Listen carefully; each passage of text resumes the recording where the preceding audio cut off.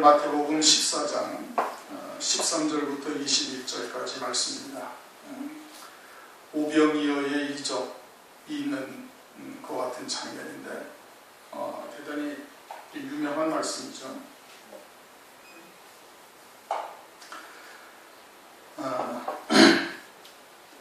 그 오병이어의 이적이 이제 과연 무엇을 의미하고 있는 것이냐, 이제 이것을 제대로 이제 깨닫지 못해서 오늘날은 어떤 교회는 이름을 오병이어 교회라고 이름을 지었어요. 제가 가서 봤거든요. 무슨 일이 있어가지고 봤는데 오병이어 교회예요. 오병이어 교회라고 이름한 이유가 뭐예요? 오병이어처럼 아주 이적이 나타나고 그 저변에는 어떠한 뜻이 딱 담겨져 있냐면 세상 복이 그냥 뻥튀기 하듯이 그냥 이렇게 부풀어서 복받는 교회다라는 의미를 담고 있는 겁니다. 실제적으로 오병이어의 이적보다 더 큰 이적이 훨씬 더 많습니다. 그렇죠? 죽은 자가 살아나는 것은 오병이어의 이적에 비할 바가 아니지 않습니까? 그거에 더해서 천지와 만물을 지으셨다는 이 이적은 이거는 가히 상상할 수 없는 이적이에요. 하나님께서 천지와 만물을 지으신 이적보다 더 큰 게 어디에 있어요? 거기에 모든 생명들을 하나님께서 주시고 호흡과 만물을 지어주시는 그 하나님의 역사보다 더 큰 이적이 어디 있어요? 그런데 왜 오병이어의 이적을 유독이 좋아하고 그와 같은 것을 갖다가 참 이름까지 짓고 있느냐? 그것은 그와 같은 아주 세속적 신앙이 바탕에 깔려있기 때문에 그러는 겁니다. 그러면 하나님께 주님께서 이와 같이 오병이어의 이적을 베푸신 것이 그와 같은 의미이냐? 이렇게 이제 따지고 들어가면 참 문제가 심각해지는 거예요. 그런 의미는 사실상 전혀 아닌 겁니다. 이제 오늘 말씀을 통해서 우리가 상고해봤지만은 그와 같은 내용은 전혀 이제 아닌 것이죠. 우리가 지난 시간에는 이제 12절까지 세례 요한의 죽음에 대해서 우리가 상고를 했어요. 세례 요한이 누구냐? 세례 요한이 엘리야예요. 주의 앞서 그 길을 예비하는 종이 있던 거예요. 이제 그가 죽음으로 말미암아서 이제 주님의 시대가 온 겁니다. 주님의 시대가 왔다. 성령의 시대요, 은혜의 시대요, 이제 율법의 시대가 종이 친 거예요. 율법의 시대가 끝나고 이제는 주님께서 이제 사역할 때가 된 것이죠. 그래서 이제 제자들에게 너희가 먹을 것을 주어라 그렇게 말씀을 하시는 거예요. 이제 사도들이 이제 참된 양식을 나눠주는 때가 되어진 겁니다. 13절 예수께서 들으시고 배를 타고 떠나사 따로 비인들에 가시니 무리가 듣고 여러 고을로부터 걸어서 쫓아간지라. 예수께서 무엇을 들으셨어요? 세례 요한이 죽었다는 얘기를 세례 요한의 제자들로부터 들으신 거예요. 그런 걸 그 말씀을 딱 듣자마자 배를 타고 떠나서 비인들로 갔다 이래요. 그러니까 유대인들의 많은 무리가 쫓아오는 거예요. 비인들로 가셨다라는 것은 유대인들의 영적인 상태가 빈들과 같다 이겁니다. 세례 요한이 유대 광야에서 외쳤다는 거하고 대동소이한 의미인 거예요. 왜? 세례 요한이 이 땅에 보내심을 받은 이유가 뭐예요? 내 뒤에 오시는 일을 증거하기 위해서 세례 요한이 보내심을 받은 거예요. 세례 요한은 선지자로서 딱 사명이 아주 정확하게 성경에 말씀하셨어요. 뭐예요? 예수님을 드러내는 거예요. 나는 물로 세례를 주지만 그분은 너희에게 성령으로 세례를 주시는 분이다. 그리고 나를 통해 나를 물로 세례를 주러 명하신 그이가 그렇게 하신 이유가 뭐예요? 그분을 나타내게 하십니다. 그래서 세례 요한은 모든 유대인들이 다 선지자인 것은 다 아는 겁니다. 다 아는데 그도 죽일 뿐 아니라 그 세례 요한이 선지자로서 증거한 예수 그리스도를 영접하지 아니하는 거예요. 그리고 유대인들은 뭐예요? 그왕이 영적 열매를 맺지 못하는 빈들과 같다 이겁니다. 율법, 세례 요한은 율법의 마지막 선지자인데 율법의 마지막 선지자인데 율법으로 의에 이를 수가 있어요? 없어요? 이르지 못하는 거예요. 율법을 쫓아 의에 이를 자가 하나도 없는 거예요. 의인은 없나니 하나도 없다. 로마서 3장 10절에도 그렇게 말씀하고 있지 않습니까? 그러니까 율법으로 의에 이르지 못하니까 그리스도께서 오실 것을 알려주시는 건데 그 율법으로 스스로 의에 이룰 수 있다고 생각을 하고 그리고 세례 요한도 죽이고 세례 요한이 증거한 그리스도 영접하지 아니하니 그들에게는 빈들과 같은 겁니다. 유대 광야와 여전히 마찬가지가 된 거죠. 하나도 열매가 없는 그와 같은 곳이 여전히 되고 있음을 말씀하고 있는 거예요. 그래서 빈들로 가니까 무리가 듣고 여러 고을로 나로부터 걸어서 쫓아간지라 예수께서 나오사 큰 무리를 보시고 불쌍히 여기사 그 중에 있는 병인을 고쳐주신다. 저녁 때가 되매 제자들이 나와 가로되 이곳은 빈들이요 때도 이미 저물었으니 무리를 보내어 마을에 들어가 먹을 것을 사 먹게 하소서. 그리고 많은 무리들이 예수님을 쫓고 있는 것이, 많은 무리들이 예수님을 쫓고 있는데 이제 약한 자들, 귀신 들린 자, 병든 자들이 쭉 있으니까 주님께서 그들을 고쳐주셨다. 이제 이것은 우리가 이제 여러 차례 상고했으니까 그냥 넘어가고. 그러자 이제 제자들이 저녁 때가 되니까 이제 저녁 때가 돼서 먹을 것이 없으니까 마을로 들여보내서 사 먹게 하십시다. 들여보내주세요. 그렇게 얘기를 하니까 주님께서 16절에 뭐라고 말씀하시냐? 갈 것 없다. 너희가 먹을 것을 주어라. 이전까지는 율법의 시대였고 율법으로 살았던 하나님의 백성들이지만 이제는 복음의 시대요, 은혜의 시대요, 이제 성령의 시대가 곧 도래할 것이니까 주님의 시대에서 주님의 제자들에게 먹을 것을 주어라. 영적인 양식을 나눠주는 것을 말씀하고 있는 것이죠. 그러자 17절 제자들이 가로되, 우리가 이제 지난번에도 상고했지만 이렇게 율법의 시대에서 은혜 시대로 넘어왔다, 그것을 갖다가 이제 보초가 바뀌었다라는 뜻으로 체번했다, 이렇게 이야기를 하는 것이죠. 그처럼 장차도 환난날의 종으로 이제 체번할 때가 이제 곧 다가오는 겁니다. 종이 바뀌어지는 거예요. 은혜 시대의 종들은 환난날에 사역을 할 수가 없어요. 왜 못해요? 환난날에 그 환난을 능히 이기게 할 말씀이 그들에게 없기 때문에 그런 겁니다. 환난날에 사역할 종들은 환난날에 나누어 주어야 할 말씀을 가지고 있는 자들이 종이 되는 거예요. 그러니까 다시 예언할 자들에게 이제 요한계시록 11장에 가면 두 증인데 10장부터 이제 사도 요한의 표놓인 작은 책을 먹고 그리고는 이 책을 먹고서 다시 예언하여야 하리라 그렇게 말씀을 하고 있죠. 다시 예언하여야 하리라 하면서 두 증인이 이제 1260일 동안 예언하는 장면이 등장하는 겁니다. 그들이 그와 같이 표놓인 작은 책을 먹고 환난날에 증거할 하나님의 말씀을 가진 종들이 되는 것이고 그들이 예언하는 거예요. 그들이 사역을 하는 거예요. 은혜 시대의 종들은 환난날의 말씀을 증거할 말씀들을 가지고 있지 아니하기 때문에 그 사역을 감당하지 못하는 것이고 체번되는 거예요. 이제 사역자가 바뀌는 것이죠. 그럼 환난날에 사역할 종들은 어떻게 되는 거예요? 그 말씀을 가져야 되는 겁니다. 그 말씀이 자기에게 생명이 되어져 있어야 되는 거예요. 지식으로 가져서는 안 되고 그 말씀이 내게 생명으로 오직 그 말씀으로만 사는 자가 딱 되어져 있어야 그 말씀을 증거할 때 그 말씀에서 권능이 나타나는 거예요. 살리는 역사가 나타나는 거예요. 그리고 아울러서 또한 그와 같이 정금과 같은 믿음으로 연단된 자가 되어야 되는 겁니다. 기드온처럼 큰 용사가 되어져야 되는 거예요. 기드온이 왜 큰 용사예요? 밀을 포도주 틀에서 타작을 하는 것을 보고 천사가 큰 용사라고 부르는 겁니다. 지금 미디안 군대가 들어와가지고 7년 동안 이스라엘을 괴롭게 하는 것이 아주 알곡되게 하는 역사라는 것. 포도주 틀에 그냥 힘이겨 밟아가지고서 그 즙이 나오듯이 밀을 거기다 타작을 하는 이유는 뭐예요? 그처럼 하나님께서 우리를 이 고난을 통해서 포도주 틀에 짓눌려 으깨지는 그와 같은 고통 가운데서 우리를 알곡되게 하시는 역사라는 것을 기드온이 깨닫고 있는 것이다 이겁니다. 그것이 큰 용사죠.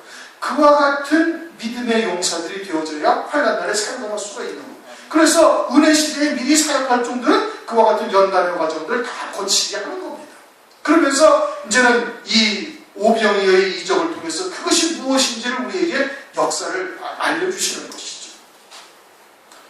그래서 너희에게 먹을 것을 주어라. 그래서 이제 17절 제자들이 가로되 여기 우리에게 있는 것은 떡 5개와 물고기 2마리뿐입니다. 가라사대 그것을 내게 가져오라 하시고 무리를 명하여 잔디 위에 앉히시고 떡 5개와 물고기 2마리를 가지사 하늘을 우러러 축사하시고 떡을 떼어 제자들에게 주시매 제자들이 무리에게 주니 다 배불리 먹고 남은 조각을 12거금에 차게 거두었으며 떡 5개와 물고기 2마리를 주님께 가져와서 이제 그것으로 주님이 하나님의 향하여 축사하시고 떼어주는데 알림없이 나오는 거예요.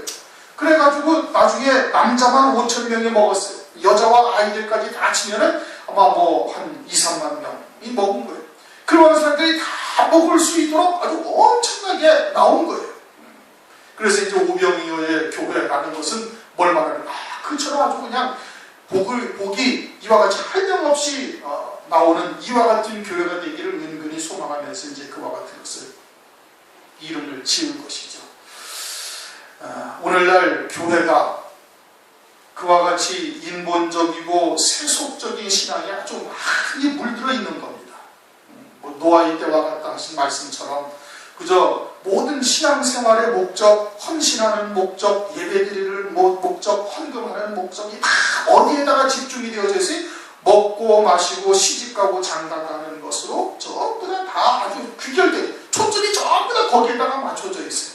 그러니까 성경에서 말씀하신 노아의 때와 같다 하신 말씀이 그대로 오늘날 이루어진 겁니다.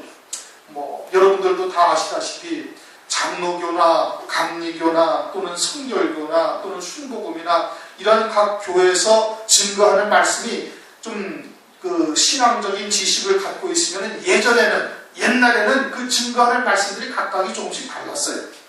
그런데 지금은 그렇지가 않습니다. 장로교 가서 들어보나 또는 순복음에 가서 들어보나 또는 감리교 가서 들어보나 대동소이하고 거의 모든 말씀의 초점이 신앙의 초점을 어디에다 맞추게 하는가? 먹고 마시고 장가가고 시집가는 일에 모든 신앙의 초점이 다 맞춰져 있는 겁니다. 다 오병이어와 같은 이적적인 역사, 세속적인 복을 전부 다 추구하는 것으로 신앙의 목적을 다 거기에다가 맞추고 있는 것이 오늘날 현실인 것이에요. 그러니 그와 같은 오병이어의 이적이 그러면 그와 같은 물질적인 것이냐? 주님께서 이 오병이어의 이적을 그대로 요한복음에서도 다시 설명하시면서 물론 다른 공간 복음서에도 다 있지만 요한복음서에서도 말씀을 하시면서 뭐라고 말씀하시고 있는 거 아니? 요한복음 6장 26절 이하에 보면은 내가 진실로 진실로 너희에게 이르노니 너희가 나를 찾는 까닭은 표적을 본 까닭이 아니요 떡을 먹고 배부른 까닭이야. 오병이어의 이적을 하면서 주님께 항상 많은 사람들이 다가온 거예요. 그 이적 후에 주님을 앞서 다퉈가면서 찾아다니는 거예요. 그러면서 그러자 이제 주님께서 하시는 말씀이 뭐냐면은 너희들이 나를 찾는 까닭은 표적을 본 까닭이 아니다. 표적이라는 것은 당신께서 그리스도이심을 깨닫고 주님에게 오는 것이 아니다 이겁니다. 새 요한이 그리스도라고 증거를 했는데 그 그리스도이심을 깨닫고 메시아이신 것을 깨닫고 와서 주님 앞에 나와가지고 주의 말씀을 듣고 찾는 것이 아니다 이거예요. 그럼 뭐 때문에 찾아요? 떡을 먹고 배부른 까닭이다 이거예요. 떡을 먹고 배부른 까닭이다. 그리고서는 하시는 말씀이 썩는 양식을 위하여 일하지 말고 영생하도록 있는 양식을 위하여 하라.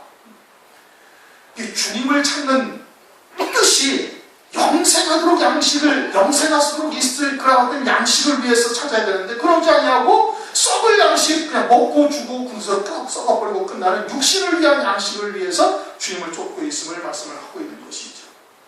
그러니까 이 오병이어의 이적을 베푸신 온전하신 뜻이 그와 같은 것이 아니다 이겁니다. 그러면서 주님께서 하시는 말씀이 내가 하늘로서 내려온 생명의 떡이다. 내 살을 먹고 내 피를 마시는 자는 영생을 얻는다. 내 살이 참된 양식이요 내 피가 참된 옵니다. 요한복음 6장에 쭉 말씀을 하시고 그러니까 이제 사람들이 뭐라고 그래? 수근수근거리면서 이 말씀이 뭔 소리인지 정말 듣기가 어려웠다. 그러면서 하나둘씩 다 떠나고 제자들만 나고 너희도 가려느냐? 아니요. 영생의 말씀이 주께 있사오며 우리가 어디로 가리이까? 베드로가 그렇게 고백을 하죠. 그러면서 주님께서 요한복음 6장 63절 살리는 것은 영이니 육은 무익함이라. 주의 말씀은 육을 위한 말씀이 아니다 이겁니다. 떡을 위한 말씀이 아니라는 거예요. 썩어질 양식을 위한 말씀이 아니라는 거예요. 오병이어의 이적이 그저 세속적인 복을 뻥튀기 하듯이 계속 막 그렇게 아무리 많은 사람이 와서 먹어도 그 사람들의 욕구를 다 충족시켜줄 만큼 그렇게 만들어주시는 그 이적을 말씀하시는 것이 아니다 이겁니다. 그래서 그 양식을 내가 주리라. 인자가 너희에게 양식을 주리라. 그렇게 말씀을 하고 있는 것이죠. 그것은 뭘 말하는 거예요? 오병이어의 이적이 영을 위한 양식이고 그것은 곧 말씀을 의미하는 거예요. 내가 하늘로서 내려온 생명의 떡이다 등등 하나님의 말씀을 말하는 것이고 우리의 영원한 생명을 살리고 그 생명을 더욱더 풍성히 얻게 하시는 그와 같은 영적인 양식을 말하는 것이지 육신의 양식, 썩어질 양식, 생명의 이와 같은 육신의 목숨을 갖다가 부지하게 하고 풍요롭게 하는 그와 같은 떡을 말씀하시는 것이 아니다 이겁니다. 그것이 아닌 것이죠. 그러면 그와 같은 하나님의 말씀이 뭐냐? 그것을 이제 요한복음에서는 보리떡이다 이렇게 말씀을 하시는 거예요. 여기서는 어떤 떡인지는 나오질 않았어요. 어떤 빵인지는 나오질 않았지만 요한복음에 가서는 그것을 보리떡이다 이렇게 말씀을 하시는 거예요. 보리떡이라는 것은 무슨 열왕기하 4장 42절에 처음 익은 식물이다 이겁니다.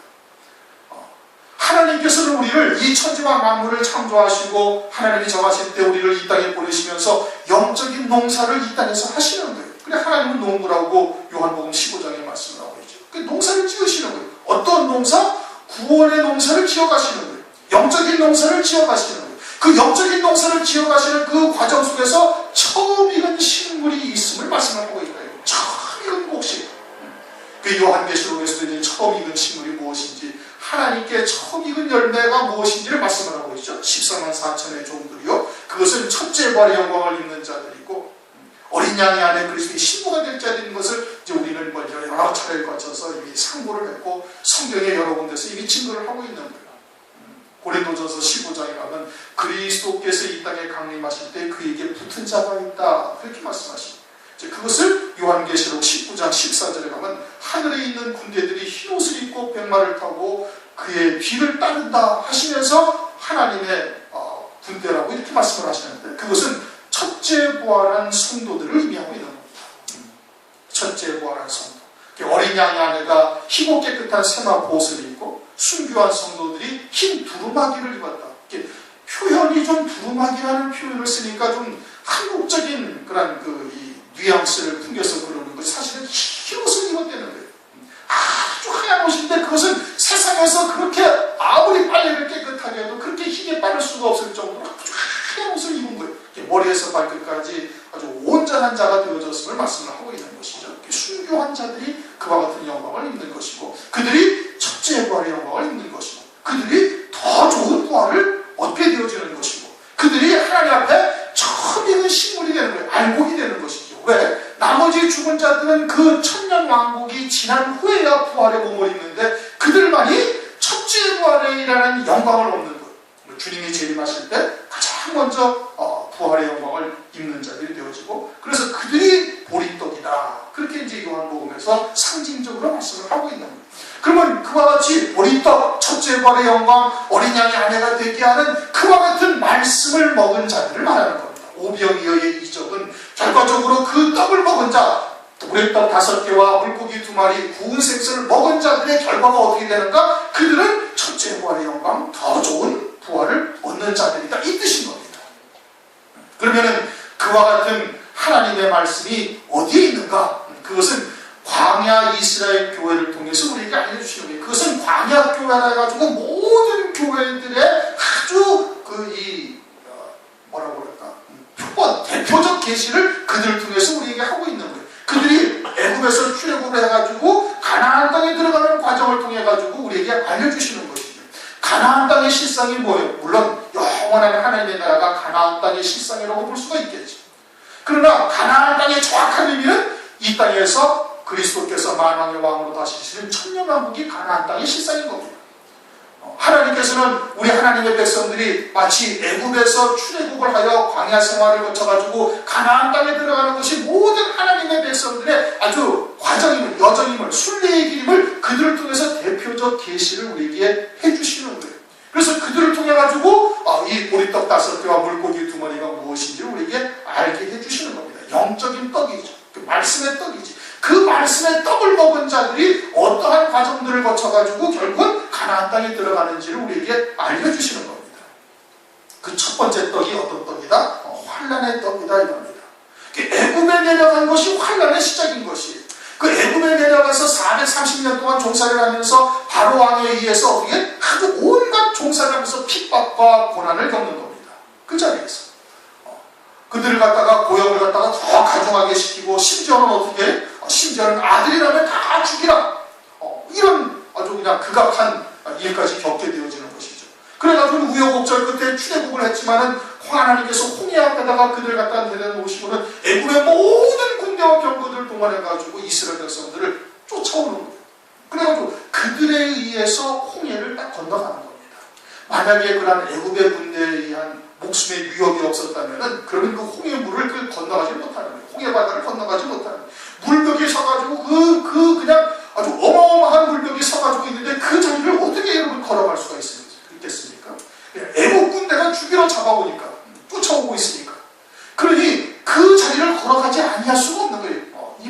싹판이지 뭐. 이 판이나 뭐 이리 가나 저리 가나 어차피 죽기는 마찬가지니까 하나님께서 인도하시는 길로 갈 수밖에 없는 것이죠. 그것이 환난의 떡인 겁니다.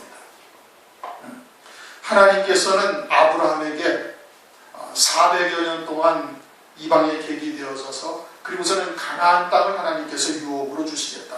그렇게 말씀하셨어요.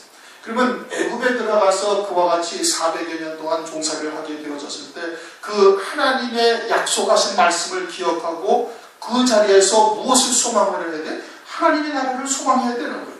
하나님의 언약을 생각을 하고. 그런데 그런 하나님의 언약을 생각하고 가나안 땅을 소망하는 것이 아니라 애굽에 여전히 눌러붙어 앉아있는 것을 즐거워하는 거예요. 그러니까 바로 왕으로 하여금 핍박하게 하는 겁니다. 바로 왕으로 하여금 환난을 겪게 하는 거예요. 가나안 땅을 소망하지 않으니까.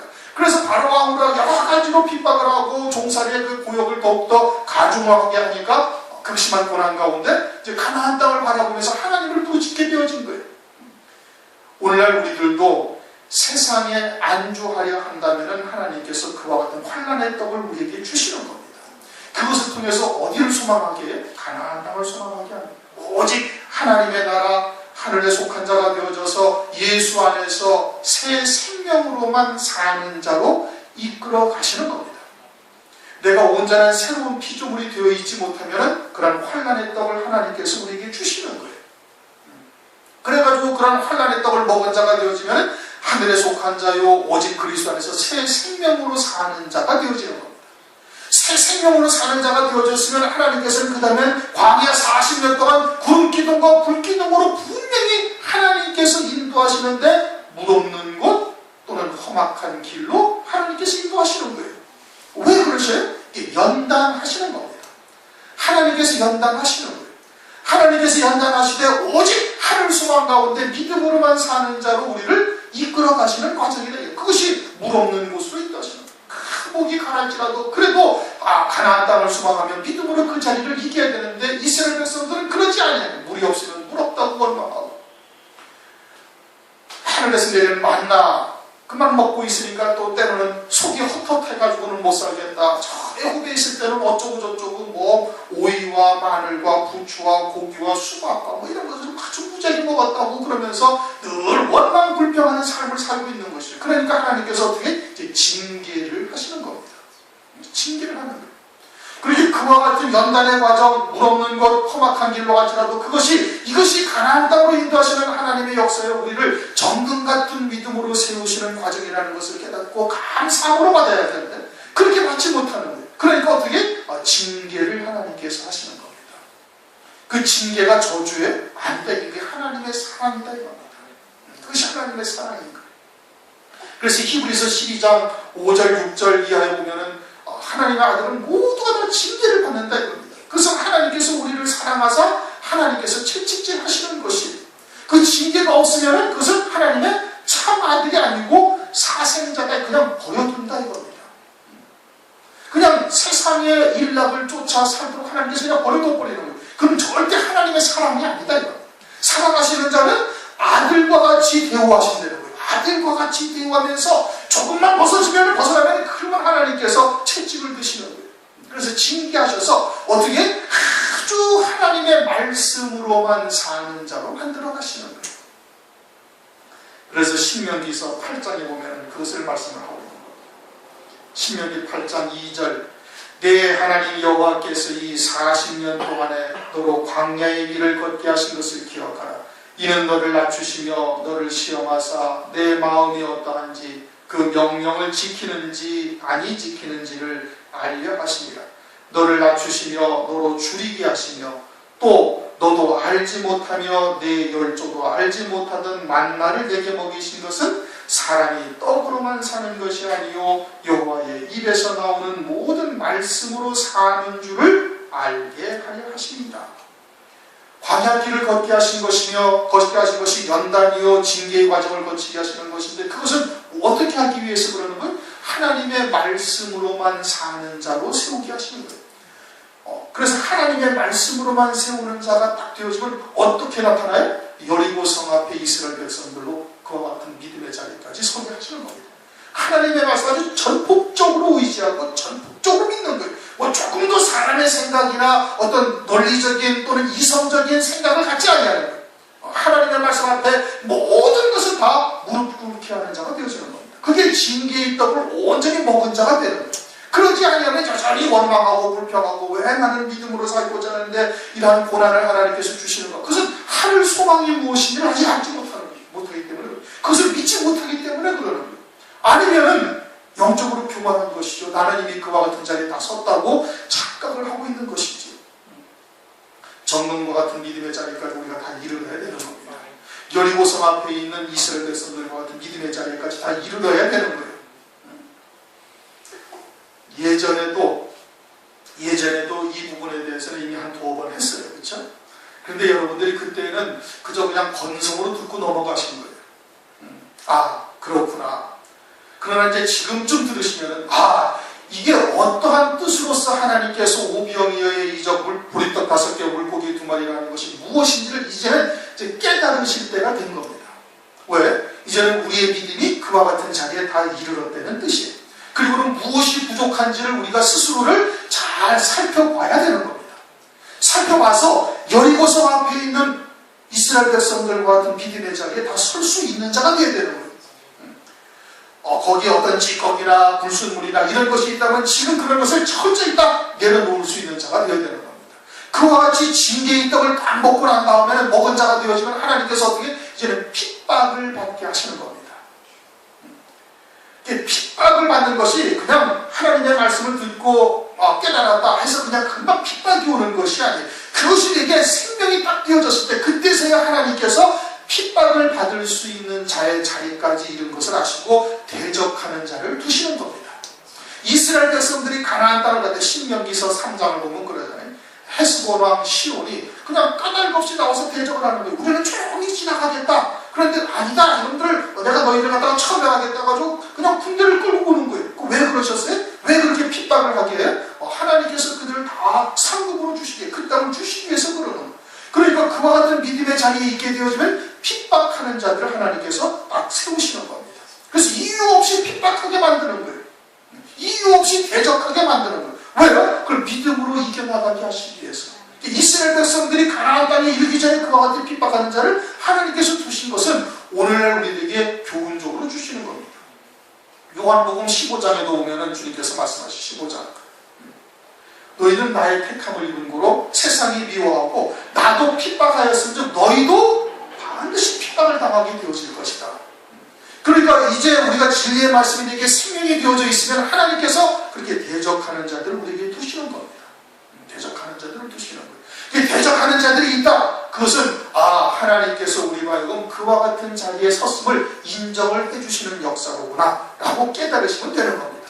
사도행전 5장 41절, 사도들이 예수의 그리스도의 이름으로 인하여 핍박을 받는, 능욕받는 일에 합당한 자로 여기심을 기뻐하면서 공회 앞을 떠나니라. 사도들이 그때 이미 그와 같은 자리에 딱 섰다라는 것을 자기들도 깨달은 거예요. 하나님께서 이렇게 대적하고 핍박하는 자를 두신 것은 우리의 믿음이 이제는 그와 같은 자리에 이르렀음을 하나님께서 인정해 주시는 것이구나 하고 감사하면서 그 자리를 떠났다. 그렇게 말씀을 하고 있지 않습니까? 아직 내가 나를 갖다가 그렇게 대적하고 핍박하고 미워하고 이러는 자들이 없다. 그것은 아직 우리의 신앙이 거기에 이르지 못하였다는 뜻인 겁니다. 또는 그 말씀이, 물론 마찬가지의 얘기죠. 그 말씀이 내게 생명이 되어져 있으면 자연적으로 나타나는 겁니다. 삶을 통해서 나타나기도 하고 우연히 그냥 한마디 하는 것이 그 사람들에게는 거슬리게 들리게도 되는 거예요. 그래서 은근히 미워하고 핍박하게 되는 것이죠. 그러니까 생명이 되어져 있으면 반드시 나타나는 거예요. 반드시 대적하는 자가 나타나게 되어져 있는 거예요. 그렇게 이제 핍박하는 자를 두신 다음에는 어떻게 돼요? 그 다음에는 이제 순교의 떡인 겁니다. 이스라엘 백성들이 그와 같이 헤스본 왕이나 바산 왕 대적하는 자들, 핍박하는 자들 지나고 난 다음에 어디를 들어가요? 요단강을 딱 건너가는 겁니다. 요단강을 지나가야 가나안 땅에 이르게 되는 것이죠. 요단강은 뭘 말하는 거예요? 그건 죽음을 의미하고 있는 겁니다. 세례 요한이 어디에서 세례를 줘요? 요단강에서 세례를 줬어요. 그 세례의 의미가 뭐예요? 예수와 함께 나는 죽은 자가 되어져 있고 이제는 그리스도 안에서 새로운 생명으로 사는 자다라는 것을 의미하고 있는 것이죠. 또한 이스라엘 백성들이 요단강을 건너갈 때는 물이 창일하다, 아주 물이 막 넘칠 정도로 물이 불어있을 때 제사장들이 법궤를 어깨에 메고 제사장들이 가장 앞장서서 들어가요. 그리고 물이 막 그냥 넘칠대고 있을 때 그때 발을 디디고 들어가는 거예요. 그것은 곧 무엇을 말하는 거예요? 하나님의 말씀에 이끌려 가는 것을 말하고 있는 겁니다. 은혜 시대에 하나님의 나라가 우리의 심령 속에 이루어지는 것도 내가 예수와 함께 영적인 죽음을 맞이했을 때 하나님의 나라가 이루어지는 겁니다. 내가 살아있으면 하나님의 나라가 이루어지지 않냐는 거예요. 말씀이 나를 다스리는 나라가 하나님의 나라인데, 말씀이 나를 다스리지 않냐고 내 생각이나 내 의지 또는 내 주장이 강하고 내 욕심이 강하고 그렇게 신앙생활을 하게 되었지만 하나님의 나라는 절대 이루어지지 않냐는 겁니다. 그렇게 영적으로도 하나님의 나라가 내게 이루어지기 위해서는 반드시 나는 예수와 함께 죽은 자가 되어야 되는 거예요. 나는 예수와 함께 죽었다. 그건 뭘 말하는 거예요? 내 생각이나 내 의지나 내 욕심이나 내 정과 모든 것을 다 십자가 밑에 내려놓는 거예요. 예수와 함께 죽어야 되는 거예요. 그래야 하나님의 말씀이 나를 다스리는 나라가 이루어지는 것이고 하나님의 나라가 이루어지는 것이죠. 영적인 가나안 땅이 우리의 심령 속에 이루어지게 되어지는 거예요. 심령 천국이다. 이제 우리가 보통 흔히 이 얘기를 그렇게 하는 겁니다. 그리고 또한 그와 같은 하나님의 나라가 이루어진 자가 되어지면 장차 환난 날에 어떻게 돼요? 환난 날에 예수와 함께 이미 나는 죽은 존재입니까? 그러니까 당연히 순교하게 되어지는 겁니다. 그렇게 해서 첫째 부활의 영광, 어린 양의 아내, 즉 예수의 증거와 하나님의 말씀을 인하여 목배임 받게 되어져서 결국은 첫째 부활의 영광에 이르게 되어져서 실제 가나안 땅인 가나안 땅의 실상인 천년 왕국의 주님과 함께 첫째 부활의 영광을 입고 오는 자가 되는 거예요. 제자들이 나누어준 떡이 뭐예요? 그와 같은 떡인 것이에요. 먹고 배부른 떡이 아니다 이겁니다. 실제로 먹고 배부른 떡을 나눠줬지만 주님께서 그것을 성경에 기록하시고 제자들로 하여금 나눠주게 하는 떡은 영생에 이르는 떡을 말씀하시는 거지 썩는 양식을 위하여 주신 것이 아니다 이겁니다. 그것을 요한복음에서 말씀을 하시고 있는 거예요. 그렇게 해서 20절 다 배불리 먹고 남은 조각을 12분위에 차게 거두었으며 그리고선 물고기 2마리가 있지. 보리떡 5개는 그러고 물고기 2마리는 그것은 나 자신을 의미하고 있는 겁니다. 우리가 죄악의 죄악의 바닷속에서 사는 죄악의 물을 갖다가 물마심처럼 먹고 사는 물고기와 같은 존재들 아니겠습니까? 원죄에 있는 몸을 입고 있는 존재라 여전히 죄 가운데 살고 있는 우리들인 것이죠. 그런데 그 물고기는 그냥 날 생선을 말하는 것이 아니라 불에 구워진 생선을 의미하고 있는 것이에요. 왜 그렇게 볼 수 있느냐? 물론 이제 식사로 가져온 것이니까 당연히 불에 구워진 생선이기도 하지만은 주님께서 요한복음 21장에 제자들이 물고기를 잡으러 갔다가 7 제자가 허탕을 치고 돌아왔을 때 배 오른편에 그물을 던지라. 그리고서는 주님께서 새벽에 어떻게 했어요?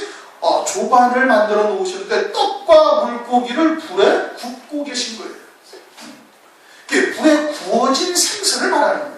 또 누가복음 24장에도 주님의 부활하심을 제자들이 믿지 못하니까 주님이 실제 신령한 몸을 입었다는 것을 제자들에게 보여주시기 위해서 영이나 이런 것이 귀신과 같은 그런 영적인 존재가 아니라 실제 신령한 몸, 부활의 몸을 입었다는 것을 보여주기 위해서 여기 뭐 먹을 것이 있느냐? 그러니까 제자들이 생선을 갖다 주님께 드리니까 그 생선을 주님께서 드셨어요. 불에 구워진 생선이죠. 그러니까 여기서 지금 물고기 2마리라는 것은 날 생선을 말하는 것이 아니라 불에 구워진 생선이고 그 불에 구워졌다라는 것은 주님의 사랑의 불에 구워진 것을 말하는 겁니다. 누가복음 12장 45절 내가 땅에 불을 던지러 왔다 하시면서 그 불은 곧 주님이 받으실 세례를 말하는 건데 그것은 십자가 위에서 죽으심이고 그 십자가 위에서 죽으심은 하나님의 사랑의 아주 표적이다 이겁니다. 요한일서에서 우리가 귀가 따갑도록 상고한 거예요. 하나님의 사랑이에요. 그럼 하나님의 사랑의 불에 구워진 물고기 2마리는 뭘 말하는가? 우선은 우리의 육신의 정욕이 그와 같은 하나님의 사랑의 불에 구워져야 되는 거예요. 우리는 늘 원죄에 있는 몸을 입고 있는지라 그렇게 죄 가운데 살고 있지만 그럼에도 불구하고 주님은 우리를 끝까지 사랑하시는 거예요. 그래서 옆구리에서 흘리신 피와 물로 우리를 끝까지 사랑하시는 거예요. 그래도 또 용서하시고 하나님의 말씀으로 우리를 하여금 정결한 자 되도록 이끌어 가시는 그와 같은 하나님의 사랑을 우리가 받고 있으니 그러니 죄 가운데 죄에 빠져 익숙해져서 역시 그냥 그렇게 방황하며 사는 존재가 될 것이 아니라 그러한 주님의 사랑에 녹아진 자가 되어져서 점진적으로 죄를 이기는 자가 되어져 간다 이겁니다. 그게 구워진 생선입니다. 또 다른 하나는 그 영적인 불에 구워져야 되는 거예요. 우리가 구원받는 모든 것은 하나님의 은혜요 선물이다 이겁니다. 성령께서 예수를 믿게 하시고 성령으로 말미암아 열매 맺어서 하늘나라에서 영광을 얻게 하시고 기업을 누리게 하시는 것이지 내 힘이나 내 의지나 내 노력으로 되는 것이 아닌 거예요. 그게 자랑이나 교만함이나 이와 같은 것이 그와 같은 하나님의 사랑에 온전히 구워진 자가 되어져야 함을 말씀하고 있다 이겁니다. 그렇게 우리의 구워진 자가 되어졌을 때 그것이 온전한 하나님 앞에 양식이 되어지는 거예요. 하나님이 드실 만한 양식, 주님이 드실 만한 양식이 되는 거예요. 그래서 고린도후서 7장 1절을 보면 너희 영과 육을 깨끗게 하라 이겁니다. 깨끗게 하라. 그렇게 말씀을 하고 있죠. 그래서 물고기 2마리는 그것을 의미하는 겁니다. 보리떡 5개와 물고기 2마리. 보리떡은 환난의 떡, 그 다음에 연단, 징계, 핍박의 떡이요. 마지막에는 순교케 하는 거예요. 그러면은 보리떡을 먹은 자가 되어지는 것이고, 물고기 2마리는 하나님의 사랑의 불에, 주님의 사랑의 불에 구워진 우리 자신을 말하는데, 그것은 육신의 정과 욕심을 하나님의 사랑의 불에 구워진 자고, 또 영적인 부분에서 그와 같이 구워져서 교만함이나 자기 자랑을 나타내지 아니하는 자 되는 것이 그와 같은 떡을 먹은 자가 되어지는 겁니다. 그리고는 20절 다 배불리 먹고 남은 조각을 12바구니에 차게 거두었으며, 그 12바구니에 차게 거두었으니까 12바구니를 누가 가지고 있어요? 12제자가 다 가지고 있는 거예요. 그 12제자가 다 가지고 있으면서 그 영적인 양식을 지금까지 나눠주고 있는 겁니다. 누가? 주님의 제자들이, 주의 종된 자들이. 그래가지고 환난 날에도 그대로 이어지는 거예요. 그 제자들은, 그 종들은 환난 날까지 그대로 그 자리에까지 이어지게 되어져 있는 겁니다.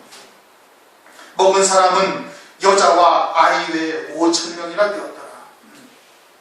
남자만 먹었다는 게, 더 구체적으로 하면 20세 이상 된 남자만 먹은 거예요. 그들만 먹었다는 것은 그들이 오병이어를 주님께서 주신 참 뜻을 깨닫고 먹은 자, 온전히 영적으로 그와 같은 자리에 이른 자가 되었다라는 것을 말씀을 하고 있는 겁니다. 여자는 왜 아니냐? 창세기 여자는 이제 아버지의 유혹을 잊지 못하는 자로 대표적 계시를 하고 있는 겁니다. 창세기 6장에 보면은 사람의 딸들로 인해서 전부 다 육체가 돼버리죠. 하나님으로부터 이제 심판을 받게 되어지는 겁니다. 그 원인이 어디서부터 시작됐어요? 사람의 딸들로부터 시작이 되어지는 거예요.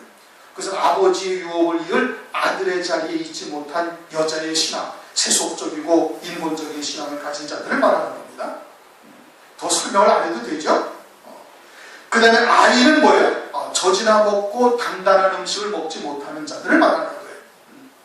그래서 마태복음 2장을 보면 헤롯 왕 때에 베들레헴 지경에 2살 이하의 아이를 다 잡아 죽입니다. 산의 아이.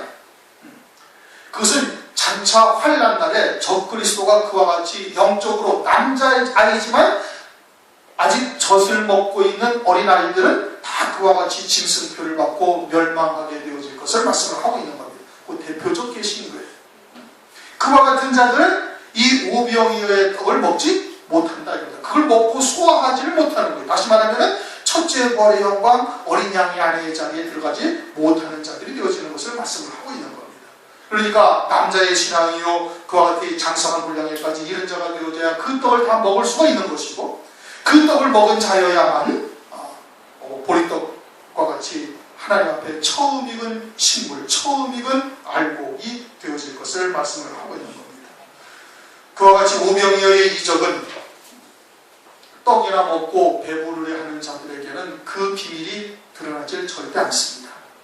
오늘날도 역시 마찬가지로 그와 같이 12바구니를 가진 종들에 의해서, 그들에 의해서 그와 같은 하나님의 말씀이 증거되어지고, 그 말씀을 먹은 자들이 환난날을 통해 가지고 사역을 하거나 아니면 순교를 통해서 그와 같이 보리떡의 자리에 들어가게 되어지는 겁니다. 오늘 말씀을 들은 저와 여러분들이 다 이와 같은 자리에서 함께 하나님께 영광을 돌릴 수 있는 그날의 소기가 나오시기를 주님의 이름으로 축원합니다. 우리 동서로 함께 기도하시겠습니다.